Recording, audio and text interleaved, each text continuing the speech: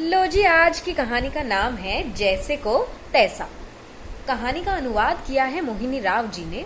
तो कहानी भैया कुछ ऐसी है कि एक थे बड़े मशहूर जमींदार, लेकिन बड़े ही शातिर। उन्होंने एक दिन अपने दोस्तों को बुलाया। दोस्तों में उनके कुछ किसान थे।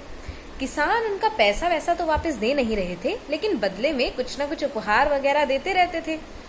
तो एक दिन वो किसान उनके लिए एक भुना हुआ मुर्गा और एक बोतल फलों का रस ले आए। जमींदार ने अपने नौकर को कहा कि भाई ये लो ये सारी चीजें और इनको संभाल कर अपनी मालकिन को दे आओ। लेकिन मालिक बहुत अच्छे तरीके से जानते थे कि नौकर बहुत ही चालाक लड़का है।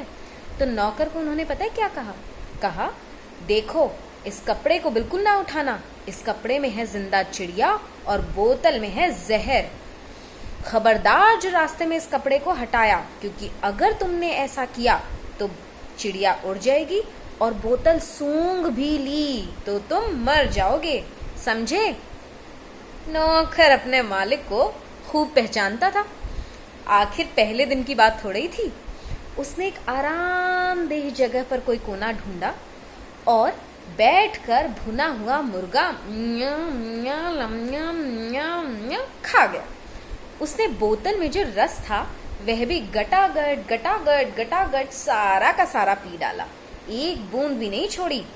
उधर जमींदार भोजन के समय पर अपने घर पहुंचा और पत्नी से भोजन परोसने को कहा। उसकी पत्नी ने कहा, जरा देर ठहरो, खाना अभी तैयार होगा। जमींदार ने कहा, क्यों?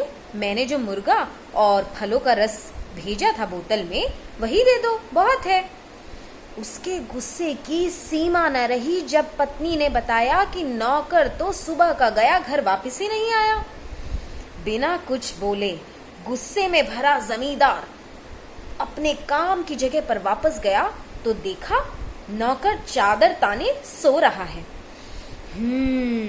उसने उसे लात मारी और जगाया। किसान द्वारा लाई गई भेंट के बारे में पूछा। लड़के ने कहा, अरे मालिक, मैं तो घर ही जा रहा था। इतने जोरों की हवा चली कि मुर्गी के ऊपर ढका हुआ कपड़ा ही उड़ गया और जैसा आपने कहा था वह भी उड़ गया। मुझको तो बहुत डर लगा कि आप मुझे सजा देंगे, तो मैंने बचने के लिए बोतल में जो जहर था वह पी लिया और अब यहाँ लेटा लेटा मौत के आने का इंतजार कर रहा हूँ मालिक, मौत के आने का इंतजार कर रहा हूँ।